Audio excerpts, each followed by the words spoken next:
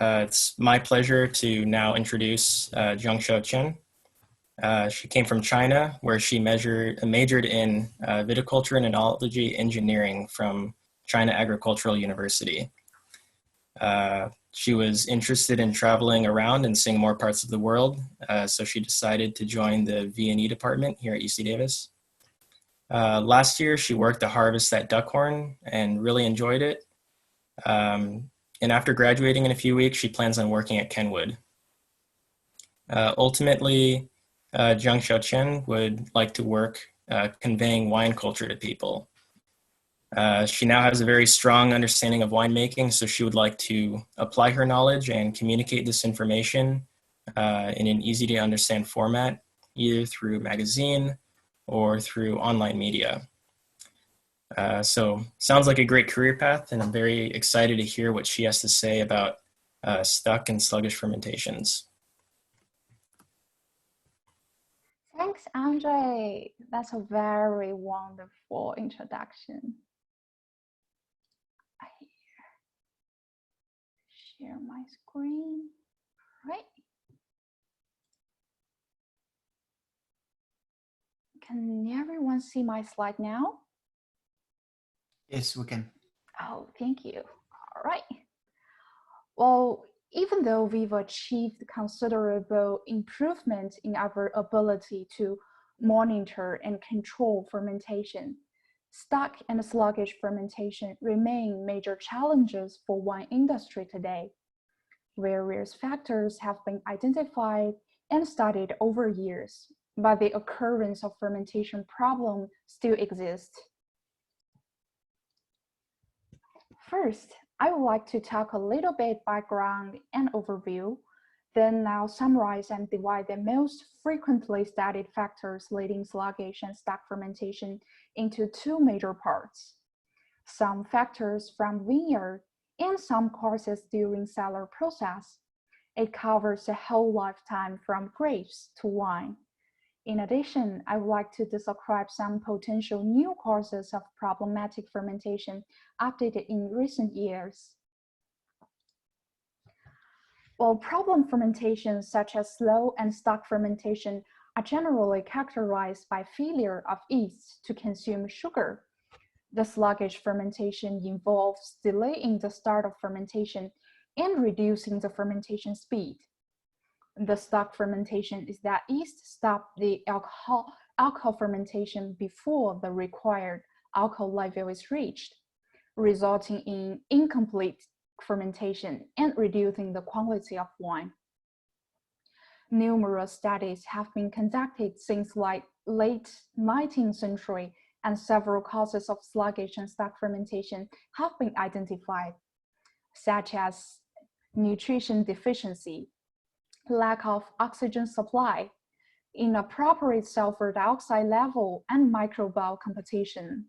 These have become the factors generally recognized by almost everyone, so people are trying to avoid this stress condition and to ensure sufficient oxygen and nutrition. So I will now discuss these causes in detail today because of limited time. Well, in order to ensure high quality winemaking and avoid sluggish, the content of main components in must and the fermentation process should be appropriately controlled. Therefore, it is important to study and understand the factors may cause fermentation issues comprehensively and systematically. It's essential and vital to further discover and fix it in real production. So let's come with me choosing these issue makers. The causes of fermentation arrest can originate from vineyards. A major quality problem associated with grapes is fruit damage and handling after harvest, especially those machine harvested grapes.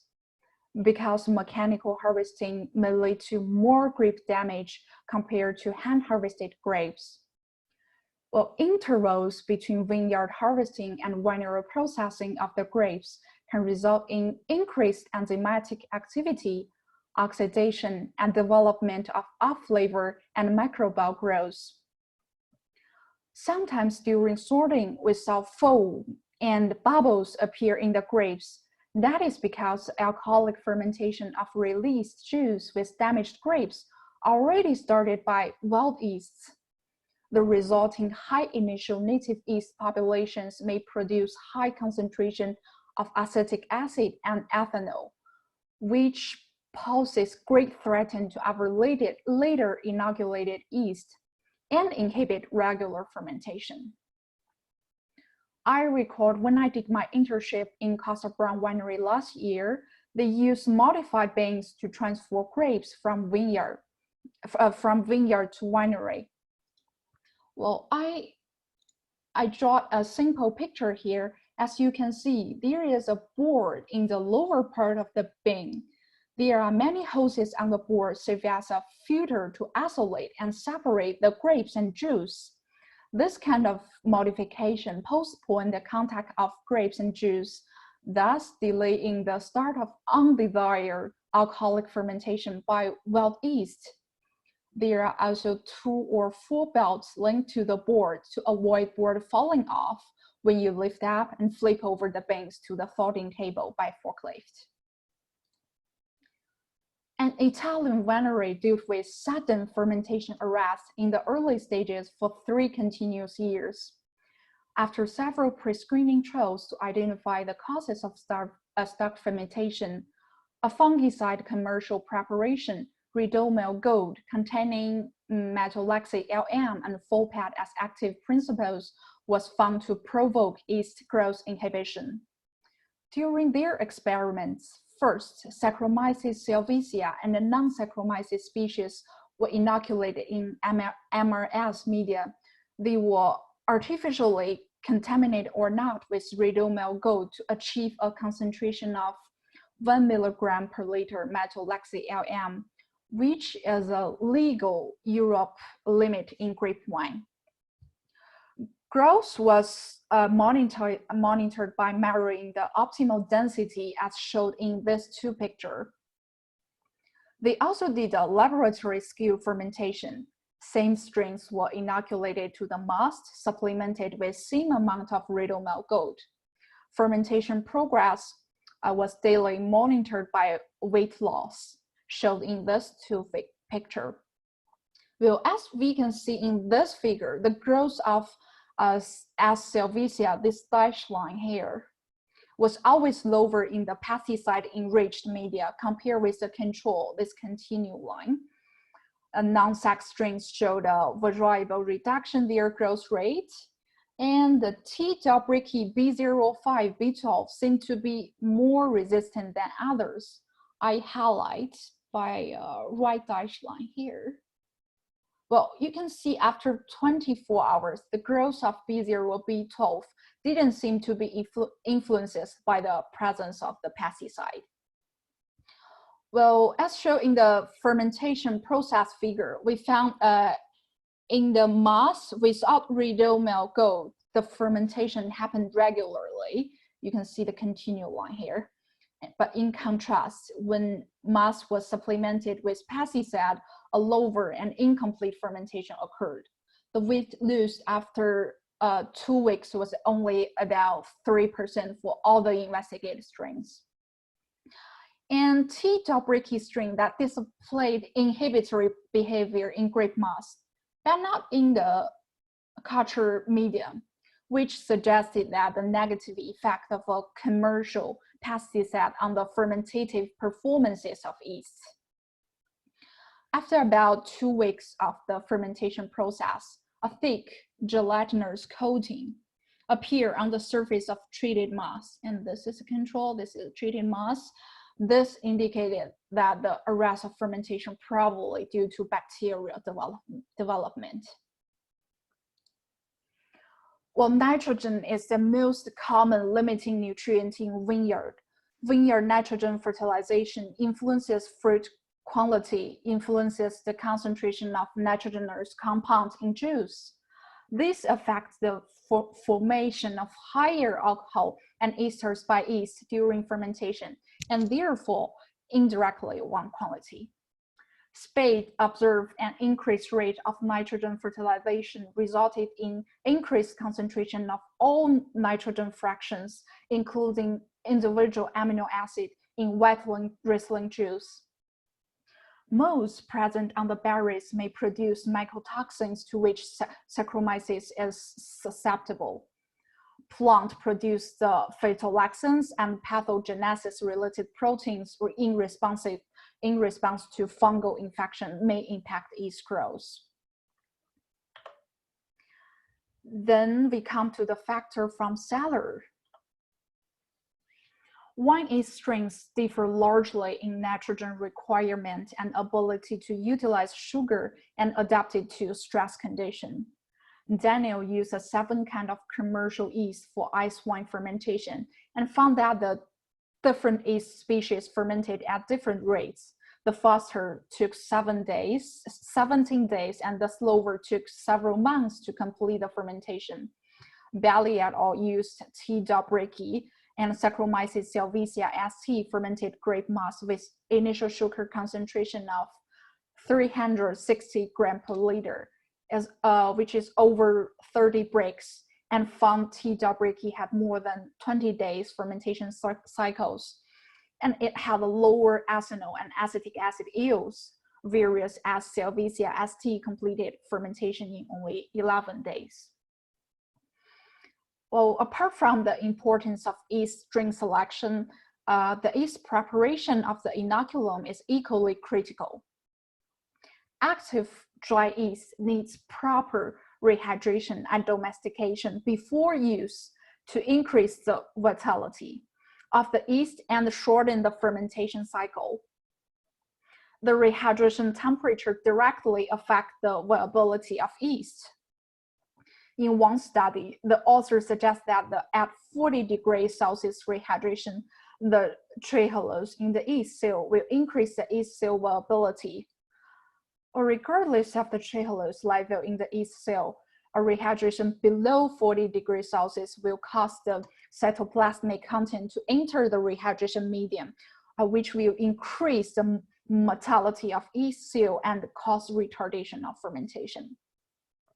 Rehydration at 60 degrees Celsius will cause a phase change of the lipid bilayer of the cell membranes from dry gel to a liquid crystal phase, leading to the loss of cytoplasmic content and reducing cell viability.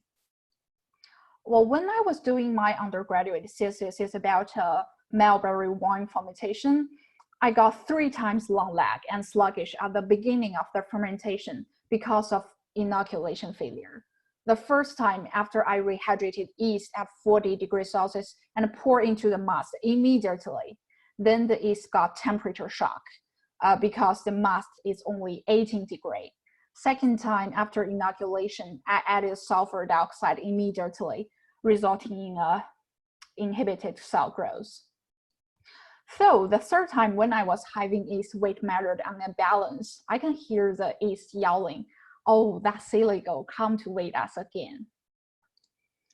Fermentation problems usually originate due to a combination of several factors, which is more inhibiting than the occurrence of a single factor alone.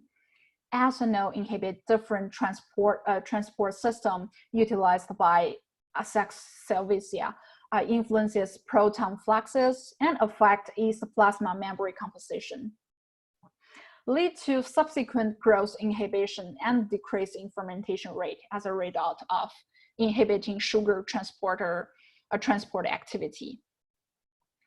The lactic acid bacteria, yeast, and acetic acid bacteria all have the ability to produce high level of acetic acid that directly increases volatile acidity.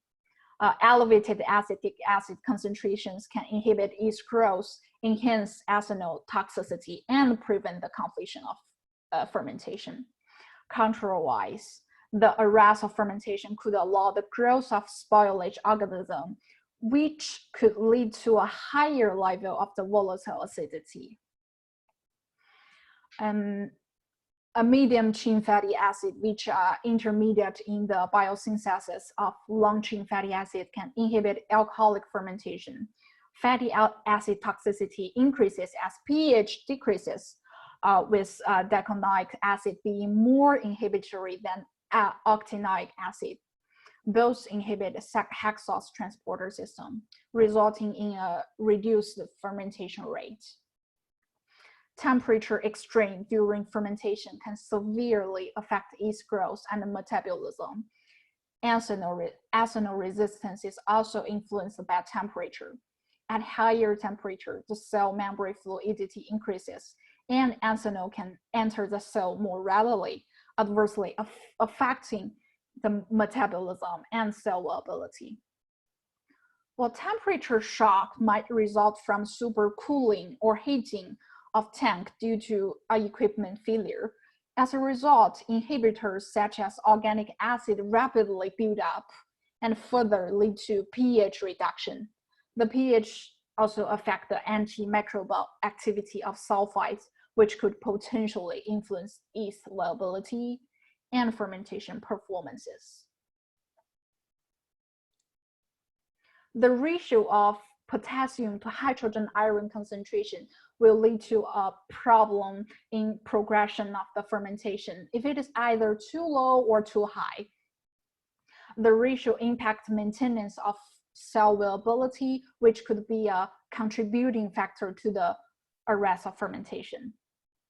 Well, there was a paper talking about the effect of imbalanced pH and potassium on fermentation. The three figures here show the effect of potassium level on fermentation progression at three different pH values.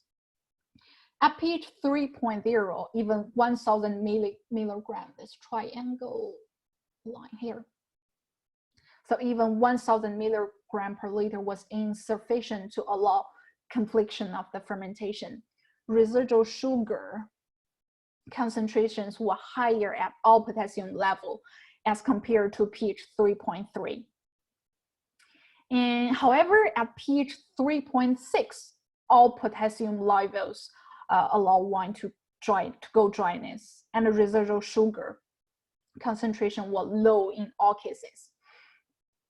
Therefore, the author concluded that the potassium concentration needed for completion of a fermentation was dependent on medium pH, and the lower the pH, the higher the potassium required.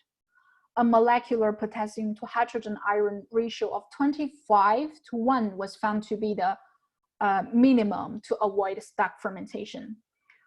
Well, for grapes harvested in California, a range of 560 to 2,785 milligram per liter of potassium, with an average of 1,846 milligram per liter has been reported. At pH 3.3 and below, the extreme of potassium concentration observed could lead to a rise of fermentation. Namely, if potassium levels were too high relatively to pH, the decrease in pH brought by a potassium uptake lowered the medium pH to an inhibitory level to continue fermentation, as we can see from these two pictures. And thus, the high residual sugar concentration observed in the cases of high potassium is likely due to the rise of fermentation caused by the decrease in pH. Well, this fermentation problem was hard to diagnose. And until 3 days after inoculation, potassium supplementation at that time, 3 days post-inoculation here, and after that time, did not stimulate fermentation. So what we learn from those and what we want to do is try to avoid grape prematurely contact with grape juice after harvesting and before winery processing. We can select yeast strains which efficiently utilize available nitrogen in must, with high tolerance to ethanol and easily adapted to stress condition. winemakers working with low pH juices should be aware of the potassium level of the juice and the potential for fermentation arrest if the level is too high or too low. Urgent need for screening pesticide formulation allowed for use on wine and investigate their effect on microbial fermentative ability. Standard operation principles for process like rehydration and inoculation also needed. The main challenges of sluggish and arrested fermentation is that they are not recognizable until fermentation rate has changed. If winemakers fully understand the fermentation variables impacting progression and rate, they can ensure that all conditions are optimal and be able to distinguish a normal from a problematic fermentation as soon as possible. Last but not least, let me do a quick acknowledgement. Thanks to my professor Block and Daryl for being my literature review advisor. They give me guidance and many advices on my way to review articles and even make this presentation. Before today, I can't imagine I made it. Next, I really appreciate my VNE cohort with their company and encouragement. I successfully complete this 2-year study, and I never feel lonely even if I'm a non-native speaker. Then I want to, thanks to Dr. Waterhouse, I got a lot of useful suggestions and amazing ideas for our advising meetings. And last, thanks to all the faculties in VD department, thanks to Holly and all my professors who taught and helped me in the past 2 years. These 2 years of study in UC Davis have been the most beautiful moment so far in my life. Thanks for listening. Any questions? May I have a question? Sure, sure. Thanks for your great presentation. And you mentioned that it's important to avoid temperature shock and sulfur dioxide shock when you inoculate. Is there any process we should follow during inoculation? Thanks. Oh, that's a really good question. So to avoid temperature shock, after you rehydrate your yeast at 40 degrees Celsius, you could let the mixture sit for a while to decrease the temperature and minimize the temperature shock. You could also add a small portion of your grape juice to the rehydration medium to let the temperature close to your mast. And what else? For sulfur dioxide, to avoid sulfur dioxide shock, you can add sulfur dioxide right after sorting and destemming. Then you do the nutrition adjustment, you do the pH adjustment or sampling and TA adjustment, adding yeast as the very last step. In this way, you give intervals between the sulfur dioxide addition and the inoculations to avoid the sulfur dioxide shock. Yeah, that's clear. Thanks.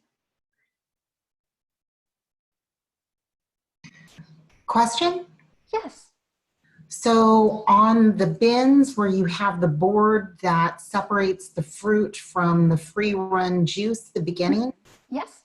do they reutilize that juice, and are they adding any sulfur into the bins during picking or right after picking, or into that juice, that separate juice containment area to kind of reduce some of the native yeast interaction before it gets to the winery?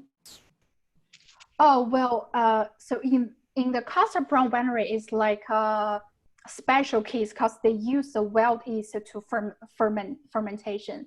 So they don't add sulfur dioxide into the juice or grape mast.